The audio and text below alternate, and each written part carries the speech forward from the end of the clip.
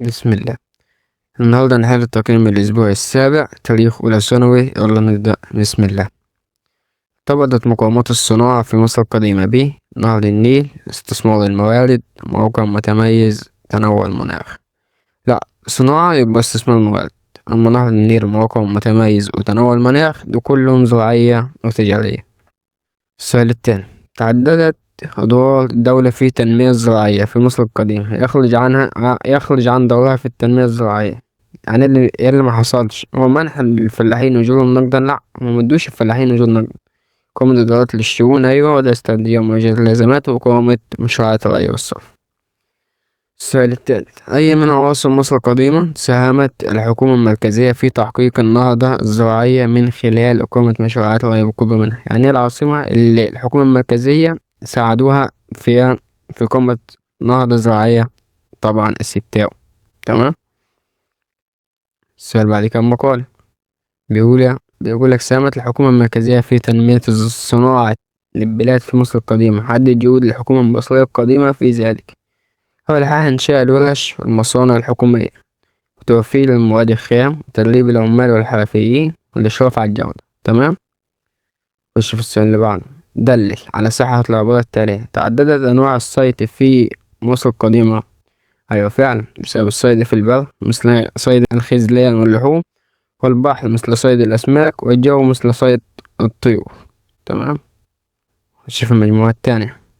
ماشي، المجموعة الثانية: ارتبط إنشاء الصوامع في مصر القديمة ب اعتدال المناخ، تعرض البلاد للأزمات، اهتمام الدولة بالعمران، زيادة الصادرات المصرية. وعمل الصوامع عشان هي لو في فيضان أو جفاف فتعرض البلاد للأزمات الطبيعية. تمام. خش في السؤال اللي بعده.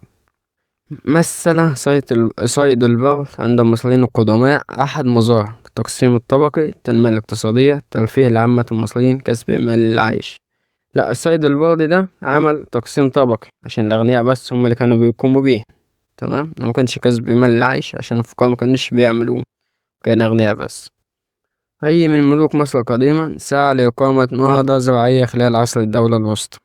عمل إيه؟ نهضة زراعية في عصر الدولة الوسطى الملك النمحات السادس في بحر يوسف. تمام. بعد كده نخش في الأسئلة المقالية. دلل على صحة العبارة التالية: تعدد دورة الشؤون الزراعية في مصر القديمة. تعددت ليه؟ إدارة تعددت في إدارة الري، وإدارة الحاسبات، وإدارة التخزين. تمام. السؤال اللي بعديه: استنتج الأثر الناتج عن اهتمام الحكومة المركزية في مصر القديمة بتحقيق التنمية الصناعية. إيه اللي حصل لما عمل الحكومة المركزية تنمية صناعية؟ زيادة جودة المنتجات المصرية، تنوع الصناعات وانتشارها في أنحاء البلاد، تعزيز التجارة الداخلية والخارجية، ورفع مكانة مصر الاقتصادية بين الدول القديمة. تمام. المجموعة الثالثة: بدأ مصر القديم كأول صانع محترف في العالم يعرف الكثير عن أسرار المواد الخام واستخدامها. ظهر ذلك من خلال استخدامه الرمال البيضاء لما كان بيعمل فخارة زجاجية. تمام. يخرج عن اهتمام دولة في مصر القديمة بإنشاء السدود. إيه هو الحياة اللي هي الفرعية. تمام. ده أساسي، وده أساسي، وده أساسي. لا، ده ملوش علاقة أصلا، ده مش أساسي. تمام. مكانش السبب الأساسي إن هم يعملوا سدود لتسهيل حركة السفن.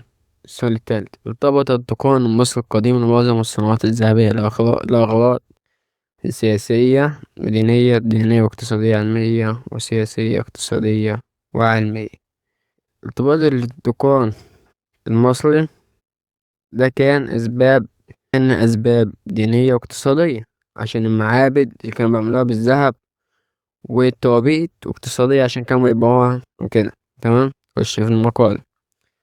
سد اللاهون آثار عمرانية في مصر القديمة. استنتج الآثار الناتجة عن إقامته. إيه الآثار الناتجة عن إقامة سد اللاهون؟ زيادة الرقعة الزراعية، وتنظيم مياه الري، وإقامة مشروعات عمرانية وزراعية، وتنظيم المياه. تمام. السؤال اللي بعده: وضع سيدنا يوسف عليه السلام رضي الله عنه خطة استراتيجية بعيدة المدى تركز على مبدأ الادخار والاستدامة من خلال تخزين الحبوب للانتفاع بها في ضوء العبارة السابقة. وضح الدروس المستفادة. هي الدروس المستفادة أهمية التخطيط المسبق لمواجهة الأزمات، ضرورة الادخار وترشيد الاستهلاك. وقت الرخاء أهمية الإدارة الحكيمة الموارد لضمان الاستدامة. وجوب التعاون والتكافل بين أفراد المجتمع وقت الشدة. تأكيد على أن العلم والتدبير وسيلتان لتجاوز الأزمات.